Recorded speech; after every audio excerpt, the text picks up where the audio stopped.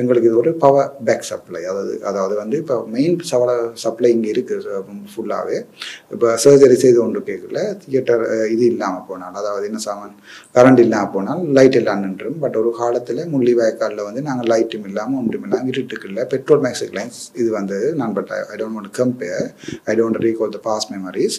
But அப்படி செய்த சமூகம் தான் ஒரு தமிழ் சமூகம். அதில் இருந்தும் எழும்பி இன்றைக்கு வரைக்கும் இந்த எனக்கு நிற்கிறது காரணம் எங்களை சமூகத்தின் ஒற்றுமை. சாவகச்சேரி ஆதார வைத்தியசாலைக்கு தற்காலிகமாக மின்புறப்பாக்கி வழங்கி வைக்கப்பட்டது. நாடாளுமன்ற உறுப்பினர் அங்கஜன் ராமநாதன் வழிகாட்டலுக்கு அமைய மின்புறப்பாக்கி இன்று வைத்தியசாலைக்கு கொண்டு செல்லப்பட்டுள்ளது. 150 கிலோவாட் வலுவுடைய மின்புறப்பாக்கி ஒன்று தற்காலிக அடிப்படையில் இன்று வைத்தியசாலையில் நிர்வாகத்திடம் கையளிக்கப்பட்டுள்ளது. மின்புறப்பாக்கி சாவகச்சேரி ஆதார வைத்தியசாலையின் தற்போதைய பதில் வைத்திய அத்தியட்சகர் வைத்தியர் கோபாலமூர்த்தி ராஜீவ் அதனை பொறுப்பேற்றுக் கொண்டார். சாவகச்சேரி ஆதார வைத்தியசாலையில் நடைபெற்ற கலவரத்தின் போது மருத்துவர் அர்ஜுனா வெளியிட்ட காணொலியின் மூலமாகவே இந்த வெற்றி கிடைக்கப்பட்டுள்ளதாக மக்கள் கருத்துக்கள் தெரிவிக்கின்றனர்.